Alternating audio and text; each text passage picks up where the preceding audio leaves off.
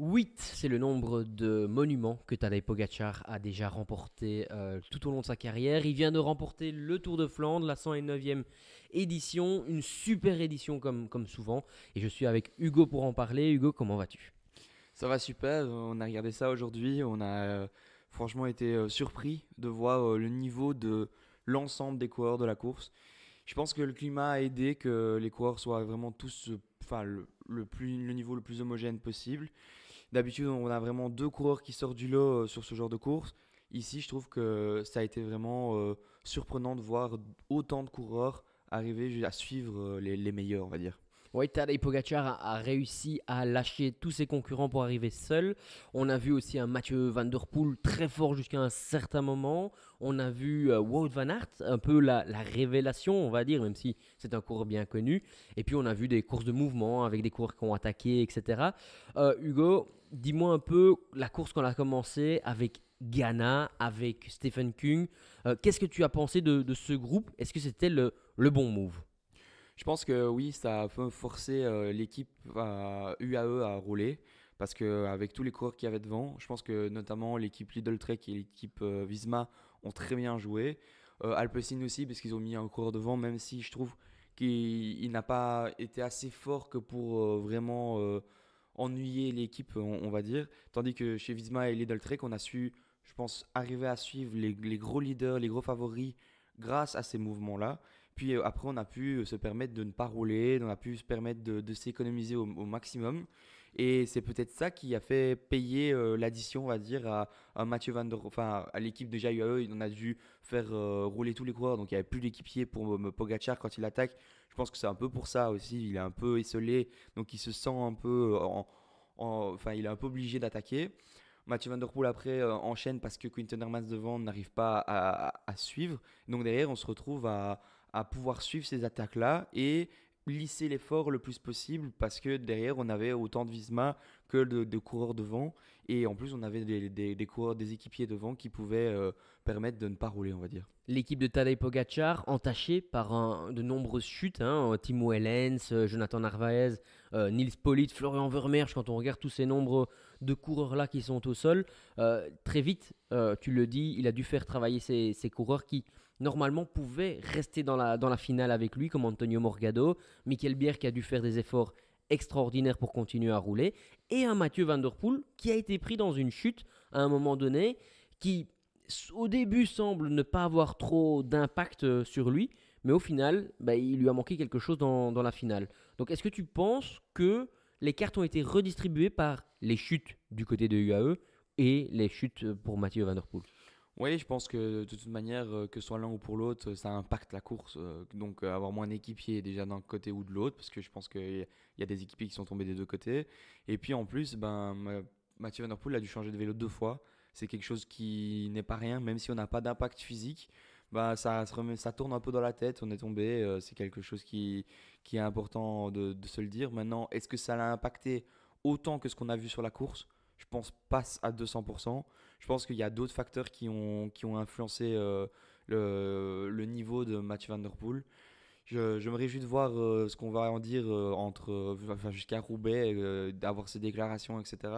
Mais c'est quand même un peu inquiétant pour lui parce que j'ai l'impression que un Wout van Aert par exemple, enfin je sais pas, dis-moi ce que tu en penses, mais un Wout van Aert sur le plat a l'air plus puissant, plus impactant et quand ça monte, on a un Tadej Pogacar qui est hyper dominant. Donc je trouve que pour lui ça fait un peu peur de se dire peut-être que je ne vais pas pouvoir remporter aucun des deux monuments.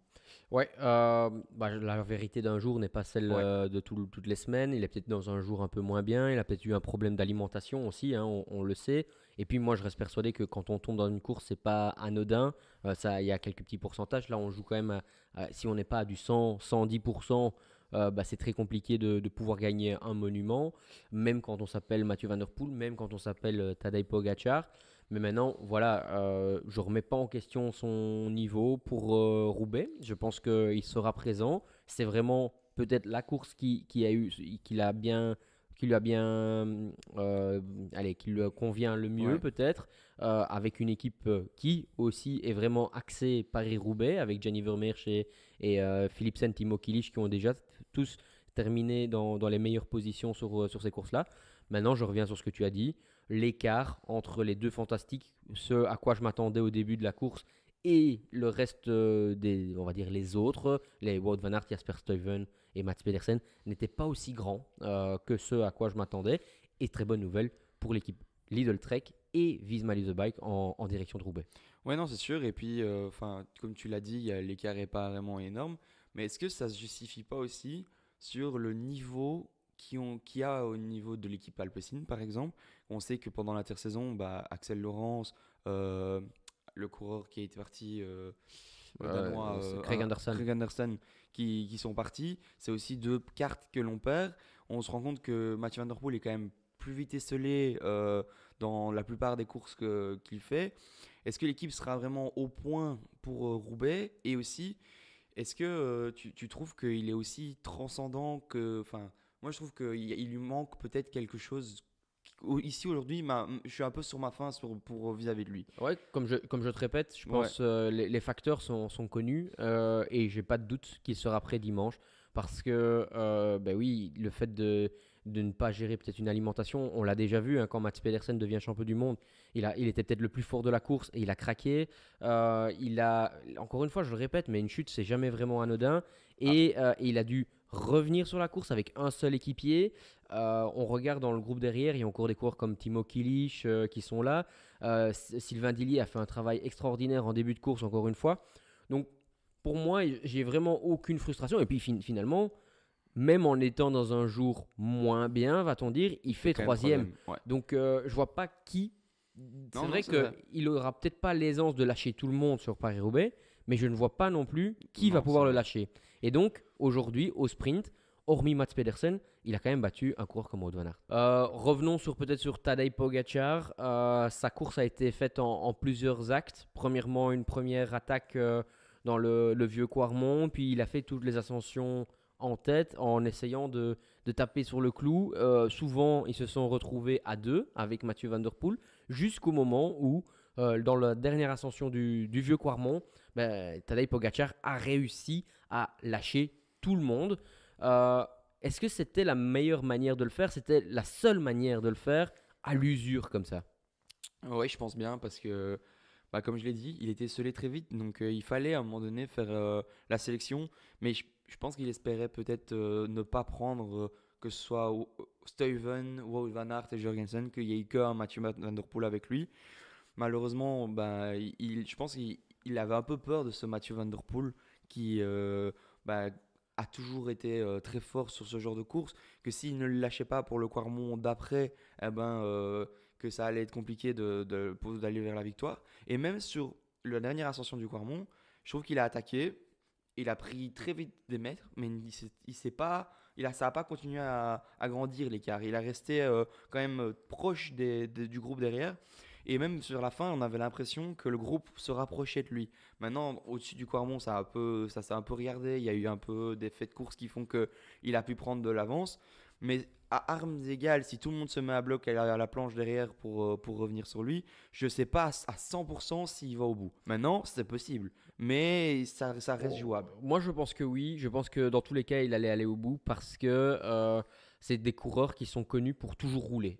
Que ce soit Mathieu Van Der Poel, que ce soit Wout van Aert, Mats Pedersen, même des fois, c'est même dans l'excès. Jasper Stuyven aussi. Je trouve que ils ne passaient plus parce qu'ils n'avaient plus les capacités, simplement. Faut quand même pas oublier qu'il y a quelques semaines ou quelques jours même, on était en train de dire que Mats Pedersen faisait l'erreur de collaborer à chaque fois. Mais ici, il était tout simplement, pour moi, il a été lâché à plusieurs reprises. Et moralement, être lâché, deuxièmement, physiquement, devoir récupérer, il ne faut pas oublier que c'est quand même 17 ascensions le Tour des Flandres et 270 Je km te presque. rejoins, mais ils étaient certainement à bloc au-dessus du Quarmont, etc. Mais dans la manière dont on a vu les choses, on voyait que ça se regardait. Je trouve qu'il y a des moments où c'était plutôt est-ce que le mec derrière va pas me niquer si je passe à relais? Alors que s'ils sont à bloc, peut-être qu'ils ont eu des moments où ils étaient à bloc. Par exemple, au-dessus du Paterberg, j'en suis sûr que c'est parce qu'ils étaient à bloc. Mais je reste persuadé que après la descente du Paterberg, là, ça commence à se regarder. Au-dessus du Quarmont, c'est à bloc, mais la descente pour aller jusqu'au Paterberg aussi, ça se regardait Ouais. quand même. Donc, moi, c'est des moments clés qui ont fait que maintenant, c'est vrai que on peut pas avoir un monde idéal comme ça. Et je tiens juste à préciser quelque chose. Quand tu parles que souvent Mats Pedersen est un peu dans l'excès, etc. Aujourd'hui, s'il y a deux hommes où je peux dire ils ont fait la course parfaite, enfin les trois parce que Pogacar a fait la course parfaite aussi, je pense, c'est Wout van Aert et Mats Pedersen. Et Jasper Parce que, Stuyven. oui, Jasper Stuyven, mais en fait c'est le bloc, je reviens au bloc Visma et Lidl Trek qui ont vraiment fait des courses exceptionnelles, mais à chaque fois, ils ont roulé quand il fallait, ils n'ont pas roulé quand il fallait. On avait peur pour Mats Pedersen quand il était dans le groupe avec les UAE. Il n'a pas roulé et il a peut-être passé un ou deux relais parce que pour dire que, mais c'était pas non plus la même manière que d'habitude il le fait. Et franchement, je suis heureux parce que c'est ça, grâce à ça qu'il y a eu un équilibrage des coureurs et on a pu voir une course aussi belle qu'on a vue aujourd'hui. Ouais, une des plus belles éditions qu'on a vues ces dernières années. Tu en parles, Visma Lease the Bike avec Jorgensen et Tish Benoot ont très très bien supporté Wout van Aert qui est revenu et qui était souvent à contre-temps, mais à mon avis, c'est vu l'explosivité qui n'est peut-être plus présente.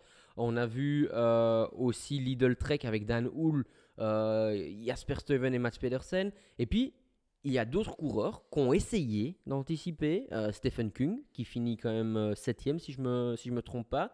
Et Filippo Ganna, Matteo Trentin, mais qui, eux, par exemple, n'ont pas eu le niveau, ou en tout cas la manière pour atteindre, comment dire, suivre le groupe Pour accompagner, ouais. ouais, le groupe des tout hauts niveaux.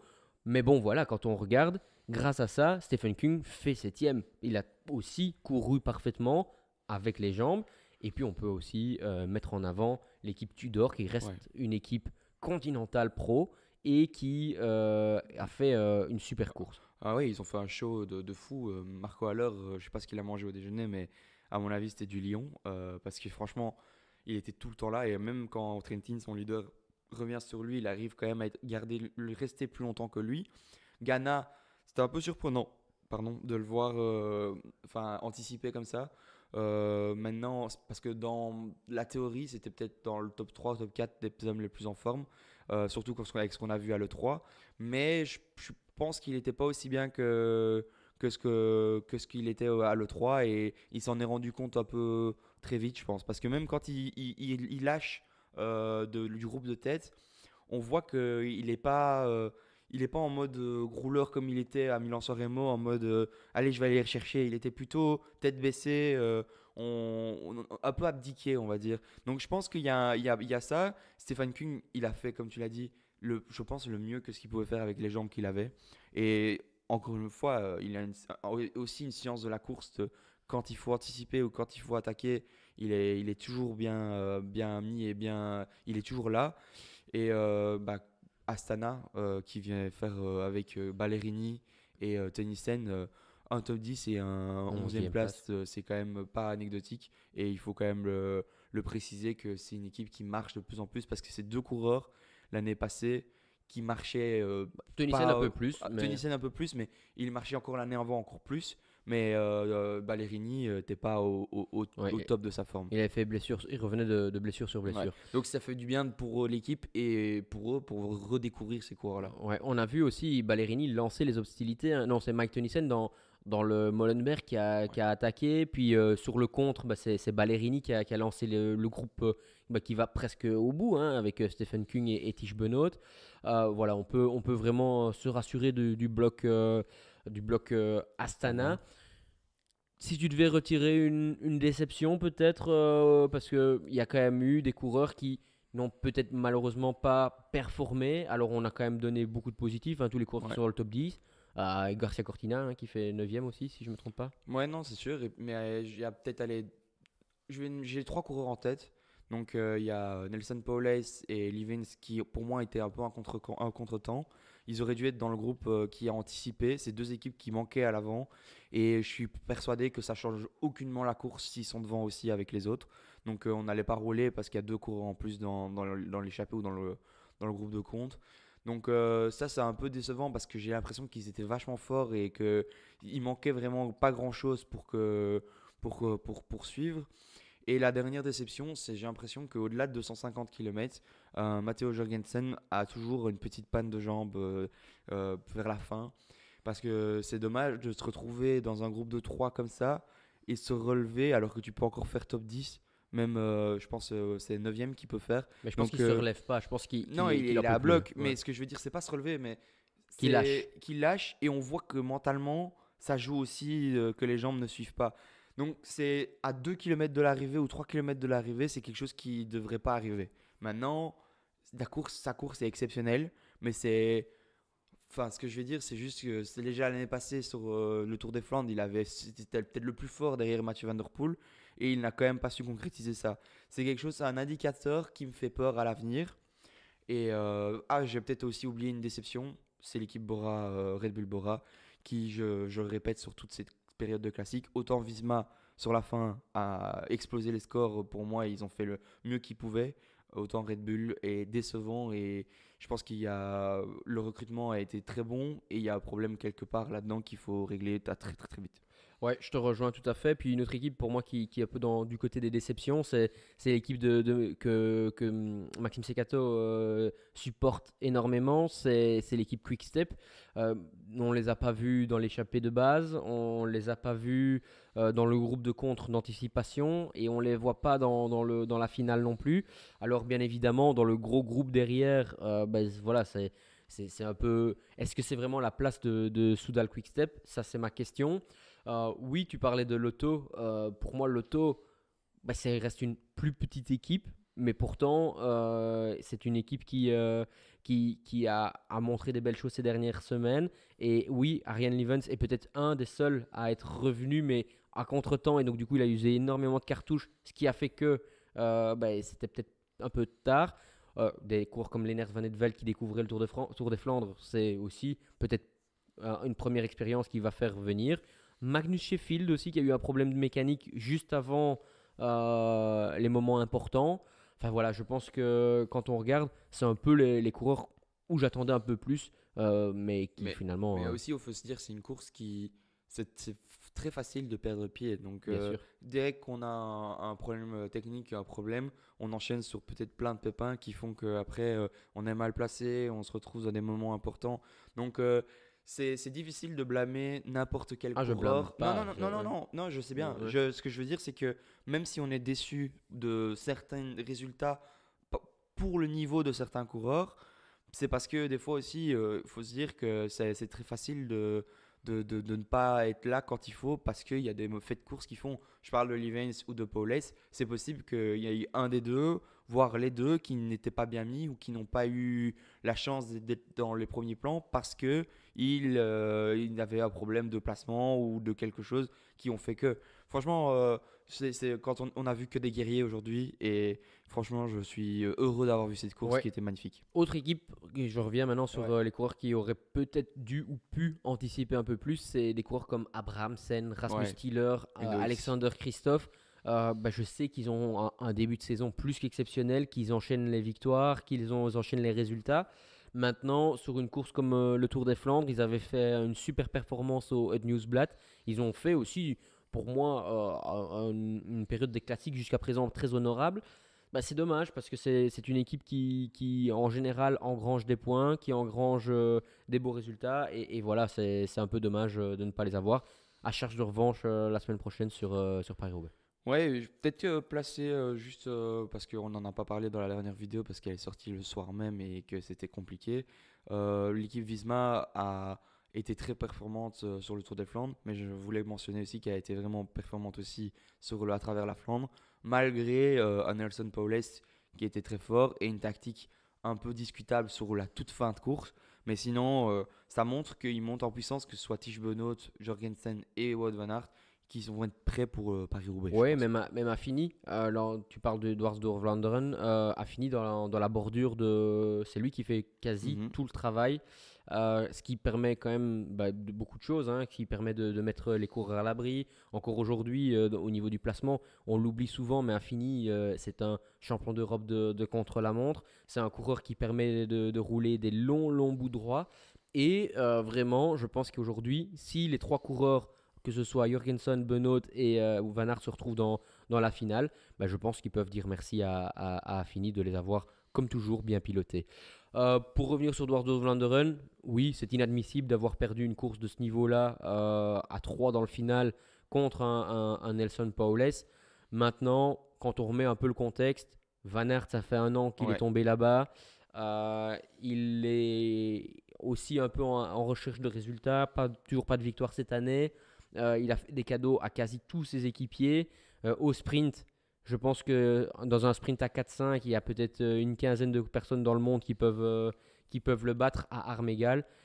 Et il a des crampes Dans le dans le sprint. sprint. C'est inadmissible. Quand j'ai vu ça, j'étais bouche bée, choqué. Maintenant, Avec le contexte, c'est avec le compréhensible. contexte, c'est compréhensible. Mais ça reste quand même inadmissible. Je reste Oui, quand bien même sûr. le souligner pour un niveau aussi haut que à travers la Flandre. C'est quand même une classique. C'est quand même si enfin, c'est pas une étape d'un tour de 1.1 ou même quelque chose qui n'est pas World Tour. Ici, c'est une classique World Tour. C'est quand même quelque chose qu'il faut mentionner.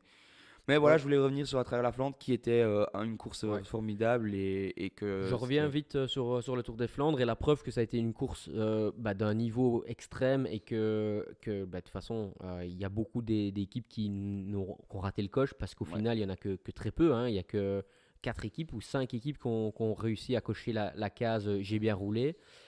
L'équipe Intermarché ou Anti aussi. Non seulement il manque un petit quelque chose, mais je m'attendais ok, peut-être pas être dans le groupe de devant, mais une fois qu'on est dans le groupe derrière, essayer de régler le sprint du peloton, ou en tout cas avoir une place assez élevée. Et voilà, donc Moi, c'est pas je le vais être cas. plus clair que toi. Je m'attendais à ce qu'il soit quand même plus à l'avant. Peut-être pas être avec Wout van Aert et Pedersen, Steven, mais être là avec Kung, peut-être Jorgensen, Benoît. Je pense qu'ils ont des qualités avec que ce soit Rex ou Girmay. Girmay, on en parle de week-end en week-end comme si c'était enfin, potentiellement un vainqueur de ce genre de course. Peut-être pas un vainqueur, mais au moins un podium. Bah, je trouve il a déçu. Voilà, moi, je vais être honnête. Girmay, pour moi, a déçu parce il est même pas dans le top 10, il est pas dans le top 15. Donc, c'est quand même décevant pour un coureur de sa trempe. Surtout qu'on avait vu de belles choses jusqu'ici qui pouvaient présager qu'il allait faire de beaux résultats. Donc, c'est un peu ça. Mais sinon, petite mention à Vito Bratt qui était dans l'échappée. Ouais, ben Et voilà, voilà. c'est ça que je voulais dire. Dans le groupe qui anticipe avec Stephen Kung, Vito Bratt était présent. Est-ce que c'était le bonhomme? Ça, c'est la question. Après, voilà, lui, il a saisi son opportunité, sa chance, Il a eu raison. et il a raison. Tout à fait. On parle des femmes, peut-être, Ouais. sauf si tu veux rajouter quelque chose sur cette Non, course-là. non, allons-y. Si, moi, juste peut-être encore une satisfaction avec Victor Vercouy qui continue d'être dans les échappées et à tout simplement faire ses kilomètres en tête. Et c'est le coureur professionnel qui a le plus de kilomètres en tête. Chasse patate de la part de l'équipe Wagner-Bazin.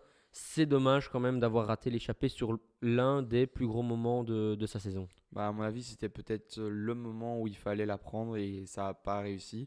On a vu que c'était compliqué de la prendre, l'échappée. C'était pas facile. C'est pas une échappée qui part comme ça sur ce genre de course. Mais c'était peut-être un must d'avoir un coureur là-dedans, au moins un en tout cas. Donc Ouais, surtout quand c'est on voit dommage. comment Marco Haller va assez loin dans le peloton. Ok, je n'ai peut-être qu'ils n'ont pas un coureur Non. du niveau de Marco Haller, mais par contre, ils ont quand même. Allez, l'échappée a souvent été assez long. Ils ont pu participer. Les coureurs qui sont revenus de l'arrière étaient impressionnants aussi et ça aurait pu donner une émotion et un boost pour la suite de la saison, en effet. Même si on a vu quelques coureurs devoir lâcher l'échappée parce que c'était vraiment Dont Victor un Vercouy. rythme Ouais. beaucoup trop élevé, qu'il y ait des crampes ou même à bloc ou les premiers monts. Donc Ouais. c'est aussi compréhensible que c'est un effort éprouvant. Deuxième championne du monde deuxième champion du monde qui remporte le Tour des Flandres. Et oui, Lotte Kopecky a remporté pour la troisième fois déjà le Tour des Flandres. Là, par contre, Hugo, qu'est-ce que tu peux dire de cette course qui a été aussi avec un suspense jusqu'au bout, puisque c'est un sprint à 4 que ça s'est joué. Bah, c'est tout aussi, voire encore plus passionnant que les hommes parce qu'on a eu du suspense jusqu'à la fin. On savait pas, enfin jusqu'au Paterberg, on savait pas si ça allait aller au bout ou pas, ça allait se regarder, ça allait collaborer. Franchement, pour moi, Lotte Kopecky a géré d'une main de maître cette course. Ça se voyait qu'elle était dans les plus fortes, voire la plus forte. Mais en plus de ça, elle a eu le sens tactique et le sens d'aller au sprint, de ne pas avoir peur d'aller au sprint avec les autres. Parce que c'est un sprint qu'on peut perdre facilement, hein. On le voit, c'est pas toujours les favoris qui gagnent. Et malgré ça, elle les a tous réglés au sprint et elle a fait une vraie course de femme forte. Maintenant, derrière, j'aimerais bien mentionner quand même Ferland Prévost qui fait son retour de la compétition depuis le début de saison, qui est là à tous les gros objectifs et qui vient louper le coche d'une victoire au Tour des Flandres à demi-vélo de l'Autocopéki. Donc franchement, félicitations à elle et chapeau. Ouais, surtout qu'elle a été entachée par une chute Ouais, avant des moments importants. Je crois que c'est juste avant le Tyenberg. ouais, c'est ça. C'est quand même pas anodin. On peut aussi dire que la vainqueur du Tour de France, hein, Katarina Nievalova, fait aussi une belle quatrième place. Et Liane Lippert fait troisième. Donc vraiment très belle course. Un beau quatuor qui s'est disputé le sprint. Comme tu dis, l'Autocopéki a gagné ça assez facilement malgré tout au niveau du sprint. Mais on l'a vu quand même nerveuse, discuter beaucoup à Ouais. l'oreillette dans les derniers kilomètres. Mais voilà, après il y a un beau groupe derrière qui n'était pas si loin. Mais je trouve que même au niveau de l'équipe, ça a été super bien géré. Il y a une l'ex-championne d'Europe, je ne saurais plus te dire son nom, Red Wolf, ouais. mais qui a à tout un moment qui est sorti. Ça a forcé les autres équipes à rouler. On a laissé croire que Webus allait pouvoir s'accrocher jusqu'au dernier moment. Honnêtement, il y a vraiment Ouais, une équipe monstrueuse. Anna Van den Breggen qui Ouais. était dans le deuxième groupe pour contrôler aussi, qui fait son retour à la Franchement, compétition. chapeau. Et qui est, ouais, Chapeau pour l'équipe et en général, une équipe Movistar avec Lippert, Ressort qui sont Kate vraiment, Ferguson aussi. qui sont vraiment une grosse équipe des formations chez les femmes. Franchement, au niveau team, elle est peut-être dans le top 3 ou top 4 mondial parce que franchement, ils ont des hommes, des femmes plutôt monstrueuses. Ouais. Longo Borghini qui est tombé, qui a Ouais. dû abandonner. C'était la favorite, en tout cas dans les résultats de ces dernières semaines. Wibes, comme tu dis, qui a longtemps montré une force, mais qui a aussi craqué. C'était une course aussi assez longue hein, chez les femmes, 170 et plus kilomètres. On a vu Elise Chabet qui lui Ouais. manque pas grand-chose pour passer devant, mais elle a dû faire un énorme effort pour rentrer, suite aussi à la même chute que Ferrand Prévot. J'allais dire que c'était eux peut-être la petite déception à la fin parce que elles étaient encore nombreuses à un moment donné et au final La Française des Jeux, ouais. ouais, la Française des Jeux femmes qui ont vraiment perdu le sens de la course, mais je pense que deux coureuses qui chutent comme ça à ces moments clés là, je pense que ça fait aussi que ce soit mentalement ou physiquement. On parlait de Mathieu Van Der Poel qui était bien avant lui, que ça pouvait jouer, eux c'est encore plus. Et donc j'espère qu'il n'y a pas de blessure, rien de grave et que ce sera reparti pour les semaines à venir. Une coureuse aussi qui peut se mordre un petit peu les doigts, c'est Laetitia Paternoster qui est vraiment à deux doigts de passer le vieux Quarmont, sachant que c'est quand même peut-être la seule qui aurait pu chatouiller au sprint Lotto Kopecky. Bien évidemment, il y avait encore le Paterberg derrière, Ouais. mais voilà, c'est... Ouais, mais il y a un petit temps de récupération après le Paterberg et ça convient mieux, l'explosivité peut-être. Donc pourquoi pas, mais c'est dommage, il restait pas grand-chose pour pouvoir rentrer. Après, je pense que le Tekopeki aujourd'hui était vraiment sur un petit nuage. Ouais. On peut aussi quand même dire une petite déception de l'équipe Trek, qui est quand même peut-être là où l'une des plus grosses équipes chez les femmes, comme chez les hommes hein, d'ailleurs, au niveau du peloton. Et malheureusement, elles ont raté le coche avec le groupe de tête, ce qui est quand même un peu dommage. Ouais, mais après, c'est ça, comme on l'a dit pour les hommes, il y a tellement de faits de course qui font que c'est difficile. Mais ouais, je trouve qu'en plus ils ont été présents. C'est ça qui est un peu, ils ont été présents. Ils ont essayé de jouer avec la course, mais malheureusement ils n'ont pas su être vraiment dans les meilleurs comme il fallait l'être. Ouais, tout à fait. Autre course cette semaine sur laquelle on peut toucher un petit mot, c'est le retour de Thibaut Nys qui a gagné le Grand Ouais. Prix Miguel Indurain. Ouais, il est monstrueux. Je pense que lui, quand il participe à une course maintenant, faut se le dire, faut le cocher. Il va gagner ou il va jouer les premiers rôles ou il commence un tour par étape et il a coché au moins une étape. Donc, et quand je dis au moins une étape, c'est vraiment le minimum. Franchement, il est monstrueux, il est déjà en forme. Et ce qui arrive avec les Ardennaises, il va être un fameux concurrent pour tous les monstres que l'on peut citer. Ouais. Dion Smith qui a gagné Volta à Limburg, qui débloque le compteur pour Ouais, Intermarché Wanty. Wanty qui gagne devant Frank Vandenbroek. On peut aussi dire le Tour de Grèce, remporté par Astana, le Harold Terrada, Ah, qui fait encore des points UCI pour cette équipe Astana. Hugo, tu en as déjà parlé à de nombreuses reprises, mais cette semaine-ci, ils font encore un boost de points bah, de énorme. toute façon, maintenant, moi, dans ma tête, c'est décidé, ils vont rester au World Tour. Ça va être quelque chose qui. Je sais pas qui va sauter, que ce soit Cofidis, Intermarché ou Cofidis. Je sais pas encore, DSM, mais Picnic Hémon. c'est les trois qui peuvent sauter, mais j'ai envie de dire que Cofidis a le coffre au niveau effectif que pour pouvoir continuer. J'ai vraiment peur pour Intermarché ou Anti, mais ça reste possible. Et DSM, je pense qu'ils ont trop de sprinters que Ouais. pour perdre cette place-là. Donc c'est pour ça que Astana, pour moi, ce sera soit Cofidis, soit Wanty. Ouais, c'est quand même particulier parce que des Picnic Post-NL, même s'ils ont Ouais, leur sprinter, pardon. Jacobsen ne performe pas plus que ça. Bittner est quand même à un niveau moins élevé que l'année passée. Casper Van Uden n'a pas encore fait de gros résultats cette année non plus. Donc voilà, je pense que ça va vraiment jouer, comme tu dis, sur le retour en forme de leurs sprinters, sur des coureurs comme Frank Vandenbroek qui sont des coureurs Onili aussi. de talent. Et puis, en effet, les Mike Conley, les Max Poole sur les grands tours. On verra un peu comment ça va se Mais je dérouler. pense que les sprinters vont avoir de plus en plus maintenant, à partir de maintenant dans la saison, plus d'opportunités. Ici, on a vraiment eu des courses où on les envoyait au charbon. On envoyait au moins un sprinter en Belgique sur des courses qui sont pas faciles. On allait en envoyer un autre sur des courses peut-être sur un tour comme face à une concurrence folle. Donc c'est à partir de maintenant où on aura peut-être certains sprinters qui vont souffler, que d'autres vont pouvoir s'illustrer, on va dire. Ouais, tout à fait, tout à fait. L'équipe Tour de Titema qui avait débloqué son compteur avec Lucas Kubis et Ouais. qui maintenant a gagné déjà sa troisième victoire avec Adrien Mer encore ici. Donc en tout cas, très belle saison de la part de l'équipe de Tour de Titema. Ouais, c'est déjà leur troisième victoire et c'est à chaque fois des belles victoires, on va dire, parce que franchement, c'est Lox qui vient Ouais, remporter la deuxième victoire qu'ils ont eue. C'est quand même pareil Camembert, c'est quand même une belle course. ouais. Et ici, c'est quand même une des belles petites courses, donc c'est vraiment bien. Ouais, et il a gagné son poids en camembert. Il fait 72 kilos. Donc imagine le nombre de Ouais, kilos de camembert qu'il va devoir manger. manger. Hugo, on parle peut-être des courses de la semaine qui arrivent et Ouais, donc Paris-Roubaix. Paris-Roubaix. Ah, ça, c'est un moment important aussi de la saison, hein. On a eu le Tour des Flandres en Belgique, Paris-Roubaix en France.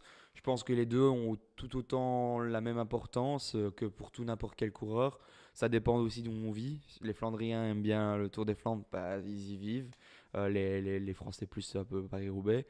Personnellement, je les mets plus ou moins au même niveau, même si on fait un peu plus la fête sur le Tour des Flandres, ce qui me met un peu le Tour des Flandres au-dessus. Mais sinon, à part ça, c'est vraiment l'une des plus belles courses à voir, hein. Je pense, quand on regarde la course, c'est passionnant. C'est aussi encore super tactique, comme on l'a vu aujourd'hui. Je pense que si on devait aimer le vélo ou comment montrer une course de vélo, ce serait ce genre de course qu'on devrait montrer en premier. Ouais, tout à fait. Je pense qu'on peut prendre les mêmes de cette Ouais. semaine et on recommence. Même si j'aimerais quand même rajouter que Paris-Roubaix, c'est le dernier monument qui a été remporté par une échappée matinale. Et il faut quand même se dire que on voit la tension qu'il y a pour prendre une échappée sur le Tour des Flandres. On l'a vu aujourd'hui sur les heures de direct qu'on a pu regarder. Paris-Roubaix, c'est la même chose, voire en plus important, en plus impressionnant. Alors, comment est-ce qu'ils vont aller au bout ou pas? Moi, je pense que non. Mais par contre, souvent, une fois que tu es dans l'échappée et que tu as un peu de chance, tu es repris par des petits groupes, etc., qui te permettent de tenir. Donc, ça va déjà commencer très tôt la bagarre. Et puis, c'est une guerre de positionnement, une guerre de tranchées, Paris-Roubaix. En fait, il faut savoir que Paris-Roubaix, bah ici, quand un groupe sort pour le Tour des Flandres, on a eu, pour revenir dessus, on profite des moments difficiles pour pouvoir revenir. Donc on sait reprendre, allez, 30 secondes, 40 secondes au grand maximum sur un Quarmont, par exemple. Mais quand on est sur Paris-Roubaix, bah, même sur un secteur pavé, la plupart des secteurs, ça dépend comment est mis le vent, etc. Mais ils se font à plus de 30 à l'heure. Donc ça veut dire qu'au Voire 40, minimum, voire même. oui, Ouais. mais ce que je veux dire, c'est que c'est même, sauf s'il est en montée ou etc. C'est difficile de monter au-dessus des autres qui sont déjà devant. Donc il faut rouler peut-être 5 km/h ou 6 km/h plus vite. Et quand on roule déjà à 45 à l'heure ou 50 à l'heure, bah, il faut rouler à 55, 56 pour pouvoir revenir. Donc c'est vraiment très compliqué et il y a des moments plus clés que le Tour des Flandres où c'est tout le temps une accélération sur chaque berg. Ici, on va avoir sur chaque secteur pavé des accélérations, mais on reviendra, on prendra 10 secondes, 15 secondes, mais on ne reprendra pas 40 secondes comme on le fait sur le Tour des Flandres. Donc ça va vraiment être compliqué de gérer ce groupe qui va pouvoir partir. Et c'est pour ça que c'est très important parce que le top 10, quand on prend une échappée matinale sur Paris-Roubaix, bah, il est envisageable. On a déjà vu, par exemple, Florian Vermeersch qui a déjà été faire podium sur Paris-Roubaix. C'est un coureur comme ça, mais Nils Politt, c'était pareil à l'époque. Donc, c'est quand même des coureurs qu'il faut faire attention. Et je pense que tout le monde voudra être dedans. Mathieu Van Der Poel est sûrement le grand favori parce que même si Ouais. Tadej Pogacar vient de gagner le Tour des Flandres, Mathieu Van Der Poel, c'est sa course. Wout van Aert fait aussi parmi les favoris. Mats Pedersen également. Jasper Stuyven. Quand on regarde à toute cette liste de noms, est-ce qu'il y a des personnes que tu voudrais rajouter que l'on n'a pas vu aujourd'hui au Tour des Flandres? Ouh là là, là comme ça tu me prends de court, mais je pense que de toute façon il y a des coureurs qui n'ont pas performé aujourd'hui, mais qui seront plus performants sur le plat à Paris-Roubaix. Je l'ai parlé de Nils Politt qui a été équipier de Pogacar. Je pense qu'il n'aura pas le même rôle entre guillemets sur Paris-Roubaix, qui sera peut-être plus performant. Maintenant, sur un Paris-Roubaix, c'est encore plus difficile de ne pas avoir de problèmes techniques et de problèmes vis-à-vis de tout. Qu'il fasse beau, qu'il fasse mauvais ou qu'il fasse quoi que ce soit, les secteurs c'est les mêmes et il y a tout le temps des problèmes à chaque fois. Donc il faudra vraiment faire attention, il faudra économiser les équipiers au maximum.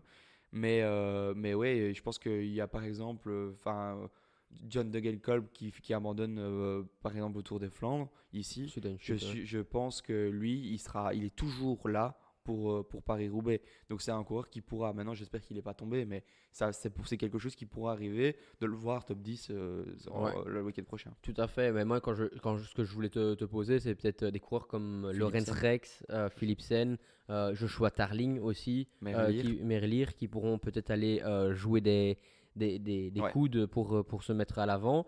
Aussi, on a des coureurs de ce niveau-là, des Yves Lampart peut-être qu'on n'a pas vu, qui ont toujours cette tendance à être présents dans ce genre de course. Madis Mikils aussi, on le ouais. sait, qui a enchaîné les top 10 sur Paris-Roubaix. Adrien Petit qui est tombé aussi cette semaine. Donc c'est vraiment une belle course. On pourra peut-être voir aussi Hugo Hofstetter qui n'était pas présent aujourd'hui. Donc ça va être vraiment intéressant de voir. La course, bon, on le sait, c'est énormément de pavés. C'est des pavés en très mauvais état. Mais c'est vraiment sur la fin que certains pavés sont vraiment très mauvais, comme Mont-Pével, comme Ouais, le carrefour de l'Arbre. j'allais dire Mais il y a toujours ce la trouée. passage de la trouée d'Arambert, plus ou moins à 100 km de l'arrivée. Ouais, et on a vu Tadej Pogacar qui a été les reconnaître encore une fois ici la semaine dernière et qui a pris 3 coms sur Strava de ces secteurs-là. Maintenant, pour bien nuancer les faits, il y avait un vent d'eau très prononcé qui faisait que c'était peut-être plus simple, mais Et il a fait c'est- beaucoup de derrière voiture aussi ouais, parce qu'il il a voulait mis voir après, l'entrée dans les secteurs il a, comment c'était. enfin, il a mis en privé après sa sortie, mais ce que je veux dire, c'est que ça montre quand même qu'il est prêt aussi pour ce genre de choses et que même il s'est lancé dans les secteurs pavés, etc., c'est des secteurs où il y a la course qui passe chaque année et chaque année c'est le Paris-Roubaix.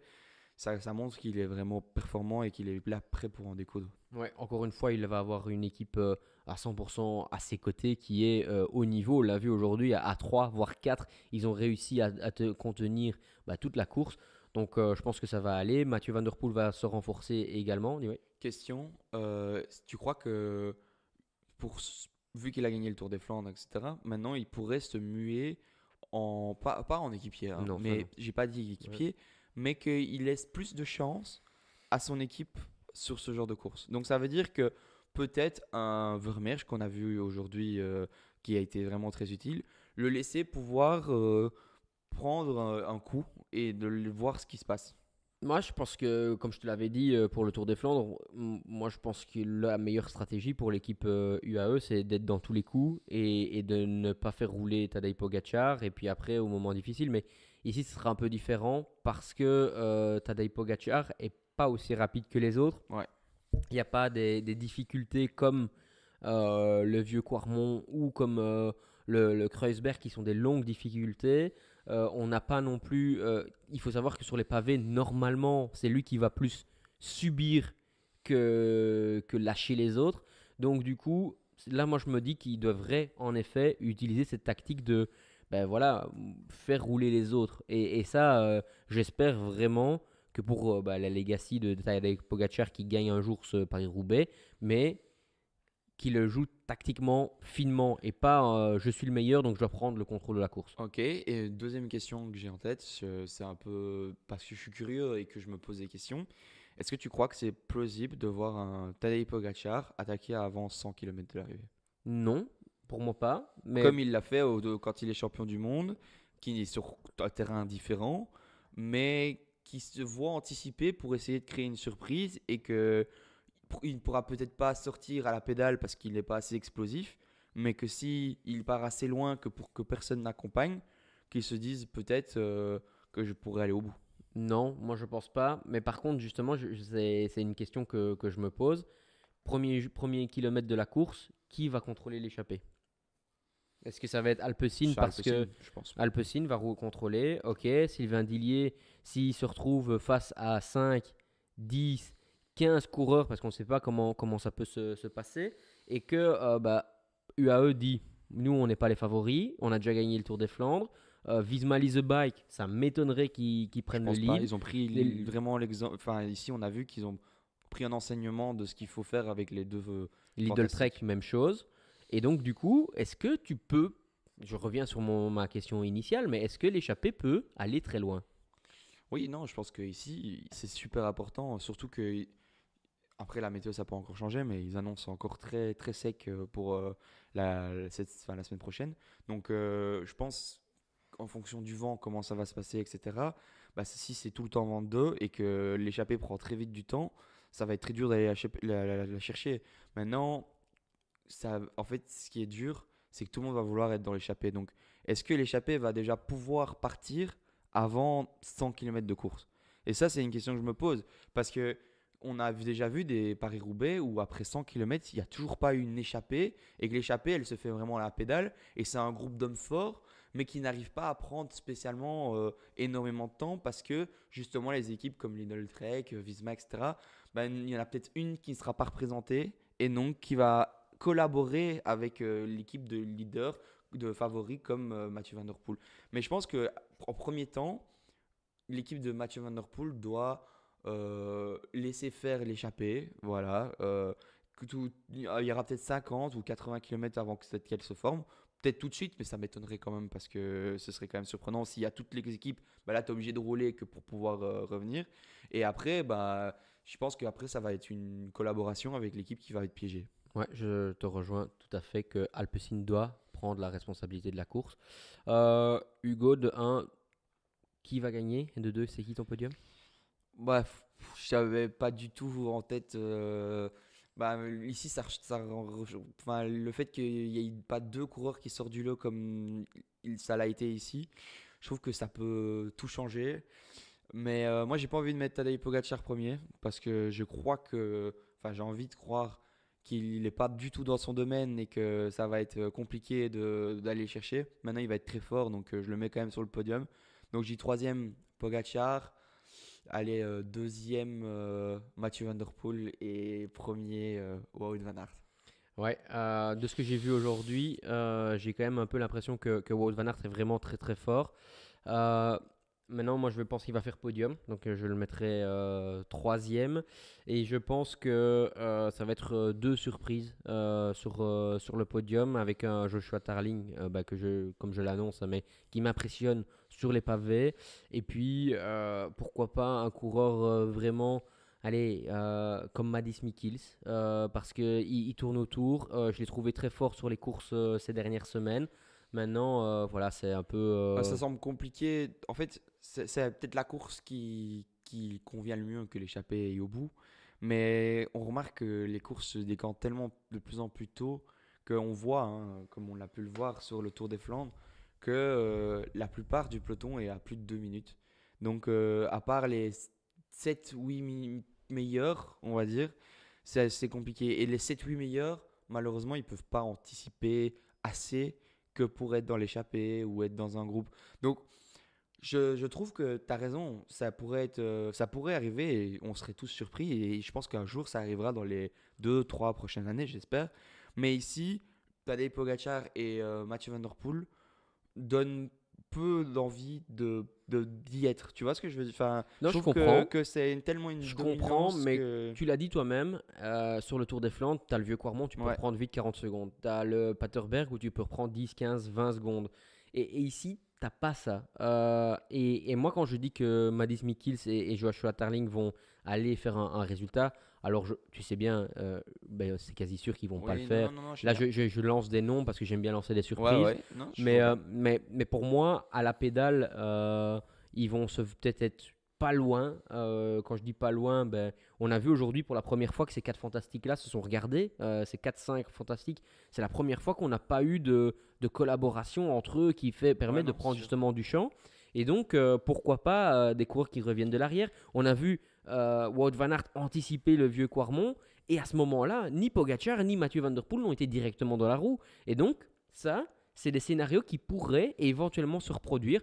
Alors, ce serait un rêve, mais, Ouais. Non, mais je comprends tout à fait. ça me plairait de voir un peu ce genre de suspense dans les courses. Et puis, pourquoi pas avoir un top 10 avec un coureur de l'équipe Tour de Titema, puisque c'est quand même une équipe qui est orientée fort classique flamande. Ouais, et puis bah, que tu as parlé de cubisme, mais moi je vais te. Franchement, je vais te dire ma surprise si je devais en dire une. Et il est de chez AG2R, il est néo-pro, et c'est le champion du Danemark, Rasmus Pedersen. Rasmus Pedersen. C'est quand même un coureur, il est tout le temps là sur toutes les classiques. Il est monstrueux, il est tout le temps un peu un rôle, pas leader, mais pas équipier non plus. Il a un rôle d'être là tout le temps quand il faut, etc. Il est tout le temps à attaquer, etc. Et lui, ça me m'étonnerait pas qu'il aille dans un coup aussi pour anticiper. C'est un peu trop dur le Tour des Flandres aujourd'hui et même le 3, etc. Mais à chaque fois, il était quand même tout proche d'être dans le groupe des meilleurs. Eh ben, j'ai envie de le mettre pour Paris-Roubaix. Maintenant, il est peut-être, je dis ça, il est peut-être cramé parce que c'est déjà une longue Ça fait long, période hein, ouais. qu'il est là. Mais j'ai envie d'y croire parce que on a trop peu parlé de lui dans nos vidéos, je trouve, et trop peu parlé de lui en général à la TV ou partout. C'est un coureur qui n'est pas médiatisé. Il est déjà champion du Danemark alors qu'il Il était était. encore que espoir. C'est quand même devant, et le Danemark, c'est quand même une nation à l'heure actuelle. Il y a peut-être que 3 ou 4 nations, même pas. Je pense qu'il n'y a que 2 nations qui sont devant. C'est la Slovénie et la Belgique. Parce qu'il y a des monstres de chaque côté. Sinon, il fait jeu égal. Il est même mieux que la France, que l'Espagne, que tout, ou même la Hollande, allez, entre L'Italie. guillemets, l'Italie. Donc franchement, je trouve que c'est quelque chose qui est marquant, qu'on passe un peu trop à côté de ça. Ouais, t'as raison. Et moi, je me demande si sur le long terme, c'est peut-être pas le néo-pro de cette équipe-là qui aura le plus de certitude parce Ouais, que c'est un coureur qui a déjà fait des années espoir. C'est un coureur qui a déjà couru chez les pros et qui a performé. Alors, oui, que ce soit Biezo et Paul Sexas ont déjà fait des résultats ouais, cette ouais. année et ils ont été très très forts. Mais Rasmus Pedersen est dans une catégorie aussi de Ouais, coureurs particuliers, hein. C'est un Danois qui vient sur les classiques flandriennes. C'est la première fois qu'il découvre ces classiques. On sait que l'air de rien, il faut tourner, retourner, etc. Et qu'il faut connaître le parcours par cœur pour pouvoir anticiper un Tour des Flandres. Il l'a bien fait et il a bien appris. Et moi, je me réjouis de le voir à l'avenir. Et tu as tout à fait raison que c'est une super équipe. et en Et plus, Bissegger marche. On a vu Dries de Bonne qui ouais. sera sûrement dans l'échappée à Paris-Roubaix. Et il a un sens de la course à transmettre énorme que je trouve qu'il est le mieux entouré possible, Pedersen, avec De Bont. Je pense que Ouais, c'est vraiment marquant. Maintenant, c'est une équipe qui doit aussi anticiper ça, hein, ouais. avec Nassen, etc. Mais si eux, ils ne peuvent pas se permettre d'attendre qu'on arrive dans les 30, 40, 50 derniers kilomètres, même si c'est déjà plié à ce moment-là. Chez Lotto, qui sera le leader, est-ce que Arnaud doit reprendre la course?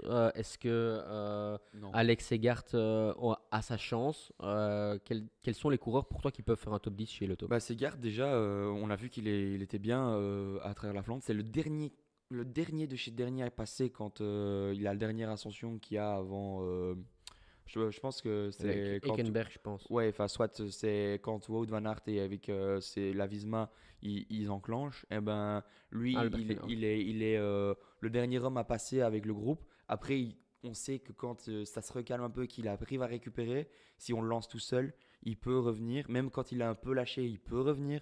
Donc, c'est un coureur qui va aussi, encore une fois, rouler tout le temps. Il peut tout le temps relancer sa machine et être à 40 à l'heure pendant 40 km s'il faut. Et donc, pour ça, moi, ça va être peut-être mon leader, mais j'ai envie de dire aussi Van Moer. Ça va être un coureur qu'il faudra surveiller parce que de un, il est pas mal en forme et de deux, ça lui convient aussi tout aussi bien. Ouais. Un petit mot maintenant chez les femmes, encore en 2 mots. Bah voilà, qui tu vois gagner? Bah, je pense que Weebus là a quand même encore sa carte, mais j'espère qu'elle est pas cramée parce que ça fait quand même des semaines et des semaines qu'elle est là. Mais sinon, Lotte Kopecky est toujours là Hélène et Van ça. Dijk de chez Lotto et de chez Mais Trek, Lidl par Trek. contre, sur ce genre de course pour chez les femmes, ça m'étonnerait pas, comme on a vu, que ce soit Lot Newsblatt ou même d'autres courses, que l'échappée ou des anticipations, on a vu, on sait qu'il y a une Diggers qui peut être encore très présent, Liepert, on peut aller chercher. En fait, on n'est pas sur une domination des fantastiques comme. Enfin, si, on l'est quand même, mais pas tout autant chez les hommes. Sur ce genre de course, ça peut arriver que une coureuse pour aller y chercher la victoire. Ouais. Eh ben, parfait. Hugo, un Ouais. tout grand merci pour cette journée, hein, puisqu'on a passé la journée ensemble à regarder la Ouais. course, à la commenter entre nous. Et maintenant, bah, voilà, on faisait notre débrief pour vous. N'oubliez pas de vous abonner, de mettre bah, votre vainqueur dans En les commentaire. commentaires, de nous dire ce que vous avez pensé du Tour des Flandres. Et Hugo, moi je te dis à la semaine prochaine. Allez, ciao, ciao.